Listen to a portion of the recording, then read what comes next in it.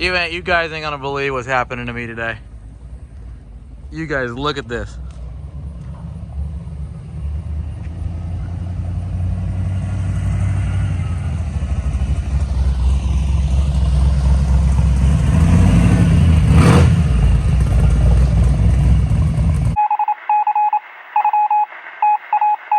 Welcome back. This is our new build series. This is a 1987 Chevrolet pickup.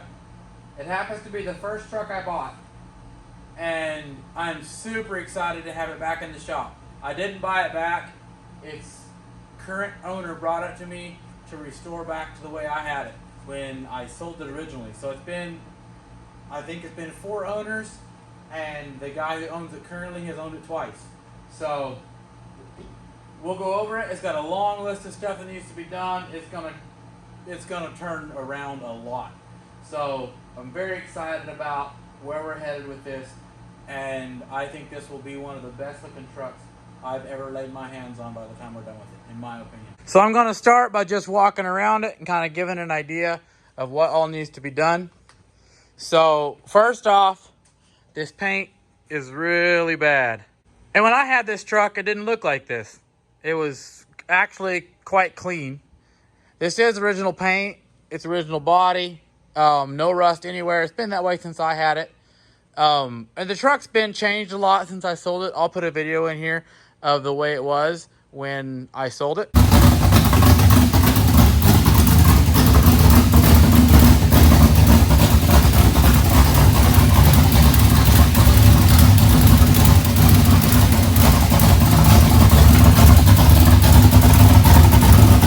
And let's go over some things that need to be done.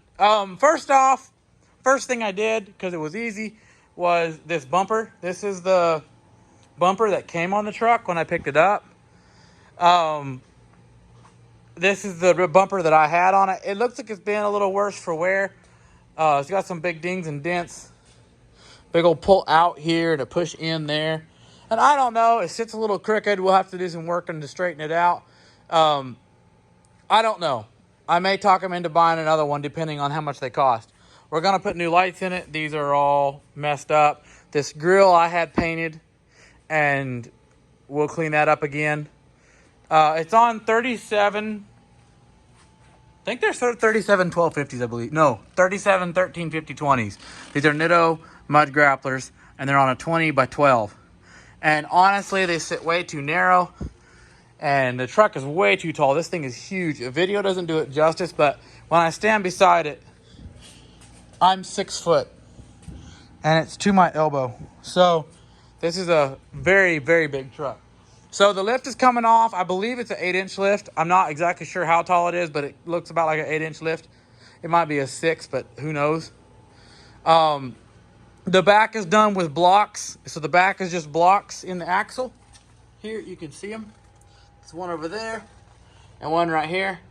That block will come out. I mean, that's not 8 inches in the back. That looks like a 4-inch block in the back. But I know to get them to sit flat, it might be a 6-inch lift. It might be getting a lot of height from the 37s. I do not know how big it is. But the back of the factory spring and that block will come out. These 37s are coming off. And we're actually going to put these on. Let me get one rolled out. These are 33s. And they roll under the truck. It's stupid. This thing is huge. But this is what we're putting on. These are 33 1250s on Moto Metal MO970s. Or M970.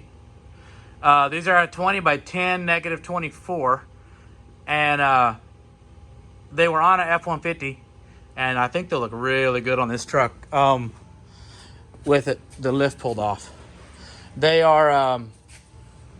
much smaller than what is on here, but these are a 22, and I think they will look great. When I did it, I wanted 22s and couldn't afford them, so I had these wheels with a gray face on this truck, and I had mud treads. I think they were RBP repulsors. And these are the Terra Hunters. And so I think they'll look great.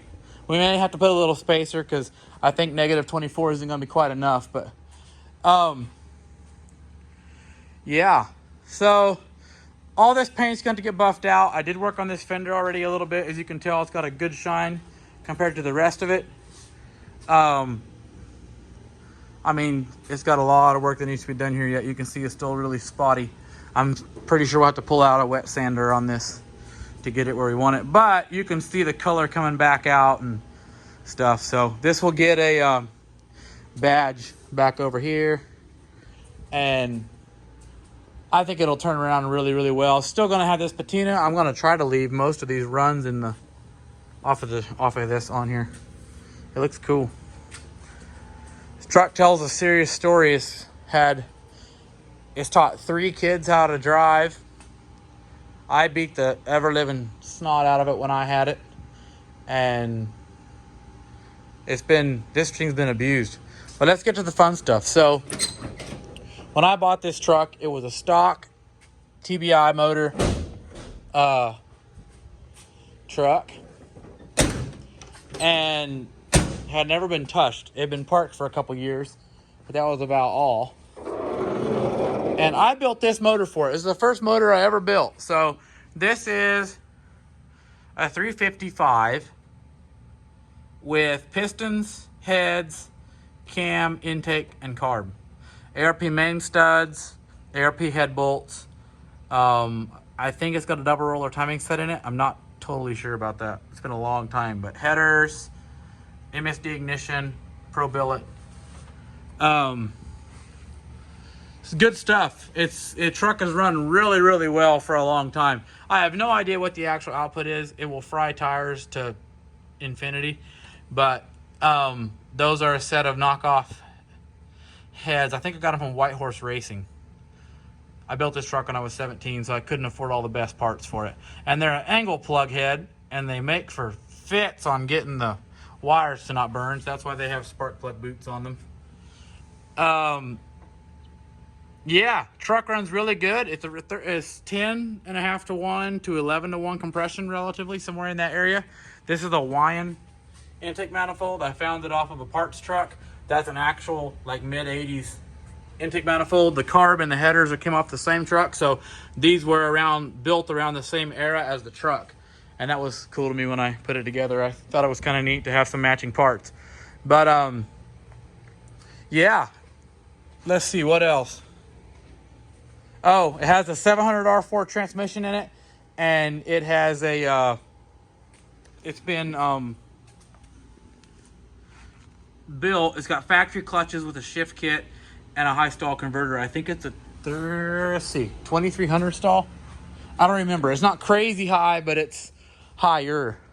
It was what the shop recommended for this truck, so it was before I realized that a high stall converter was still totally street drivable for hot rod guys. But yeah, the rear end got blown up in it at one point, and a different owner put a new rear axle in it, or at least new rear gears.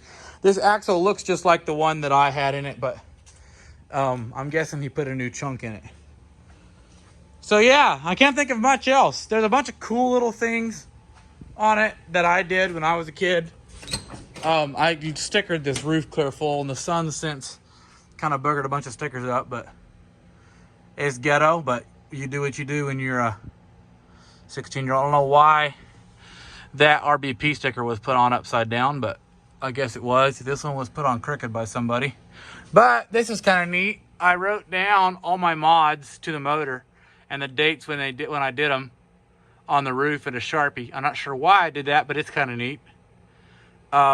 This is the cam that was in it. That's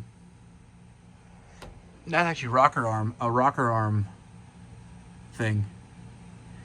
It's got roller rockers on it and solid lifters. The cam is a Comp Mother Thumper. It's actually a Comp Big Mother Thumper cam. If I remember right, it's a 500, 510 lift. This sucker it's choppy, really choppy. I'll start it up for you here in a bit. Yeah, I'm trying to think of anything else, but I don't know really what else I had done to it. So what we're doing, painting the grill, getting the paint right on the truck. It's getting lowered down to stock height again, and we're putting the 33s on and wide. I really like to get them about 4 inches out. I don't know.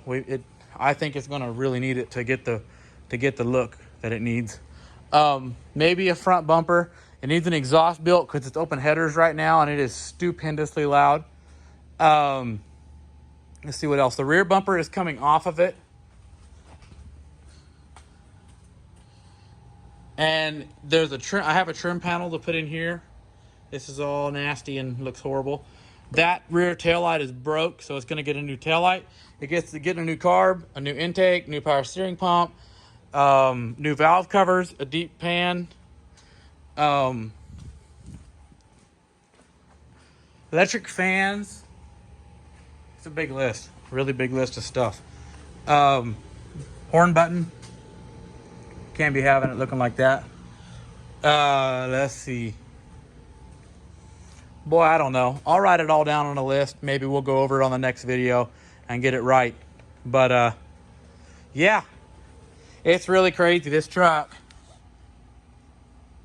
87 model, ain't the first. Look at that. Look at that cab corner. There's a little dent in it, but absolutely rock solid. I sold this truck mostly because I couldn't afford it, and partly because it didn't have a title when I sold it. I didn't know you could do bonded titles, so I figured the truck was pretty much worthless and sold it. I did get a good price for it because the truck looked great when I sold it, but yeah, we got a long road ahead. I'm sure there'll be plenty of footage on this. I bought this truck with this sticker on the back window. I've always thought it was kind of neat. It's a bow tie sticker, and honestly there's no telling when this was put on, but it would not have surprised me if this was done at the dealership or right out of the dealership. Who knows? But I bought the truck from the second owner, I believe. It had been babied for a long time, and then it got had a fuel pump go out, so they started using the other tank, and the transmission quit shifting out of first gear. So they started feeding cows with it, and that's when it met a bunch of this stuff. This dent in the door. It has a hit right here. I think he said he caught a fence post with it there. It pushed a fence at one point here. It ate some paint up. This side had a big old dent in it. You can still see a little bit of it down here, but I got this one popped back out. This here is the same idea. Cow rubbed up on it there. And yeah. So yeah, this is going to be a lot of work. It's got some pretty bad fluid leaks, as you can see on the floor. The rear main seal has leaked since I built the motor. I didn't replace the rear main because I was terrified of doing it, because I was first motor I'd ever built and I had no idea how, and I thought they were scary for some reason. I think the rear intake gasket leaks. So when we replace this intake, we'll have to fix that, which won't be hard. This carb, the accelerator pumps are going out in it, so when you stomp it, it's a little stumbly. But overall, it's a solid truck, and I'm very excited that the guy doing the wanting the work done is doing it, because this is going to be, it's an investment. This truck will never be worth less. It's just, the longer it sits, the more it'll be worth. And as long as it doesn't get modded into extinction, which it has got well on its way to already, honestly. But I think this truck will always be a classic. These are kind of a timeless body style, and I like them. Anyhow, that's about it for this video. Just letting you know what's been going on. I guess we could talk about some other things. The RX-8, I put some other wheels on it because the wheels it had on it looked horrible and the tires were going flat and I couldn't roll it around the shop. So put it together a little bit. I have done nothing to this car. I just waiting for the right time. I don't know when that's going to be. I'd really like to get the Miata done before this one I get started on this, because otherwise I'll never actually finish either one. This car is still sitting here, still waiting on parts. Low Bucket is being very slow with getting me their kit. They seem like really good people and their kits look really nice, but it's been 6 months or better. I've been waiting on parts for that thing, it feels like. Rodeo's got some new wheels since the last time you've seen it, I think. Lift in the front, teeny lift in the back. Got some sway bars figured out. I've been just beating it and letting it fall apart. I really don't care about it. This one, I got started on trying to put the clutch in, and I still can't get my freaking clutch ring to compress. So I may end up having to buy a tool for that. I can't get it to pressure in there. I think that's really about it.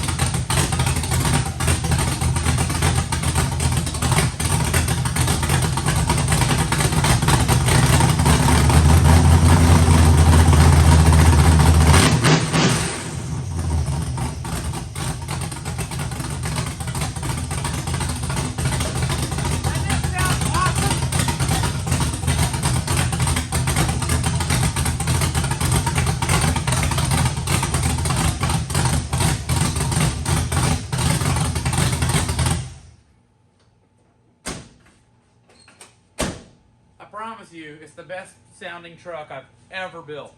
Probably ever been around outside of straight up race cars. I just love it. It hits so hard. It just, I love it. It's freaking great. Yeah, it needs exhaust. Obviously, that's just really raw. But, man, it's funny because I ended up comparing everything else I build to this. Everything that I put a cam in, everything I put heads on, everything I put an exhaust on, I fired it up, and never sounded like this truck did, and I'm always disappointed. So I'll build another one someday. Maybe. They're a pain in the butt to maintenance. I worked on this truck. It was an absolute vicious cycle of foot on the floor, break it, fix it. Foot on the floor, break it, fix it. It happened a lot. But it's hung together very well for a long time already. It's been almost 5 years since I've seen it last. So, and I've been told that the engine hasn't been opened up since I sold it. So either they're not as hard on it as I was, or I had everything fixed on it by the time I sold it. So I like to believe the last one on that. Anyway, peace out, guys. Appreciate y'all. Stay tuned for the next one.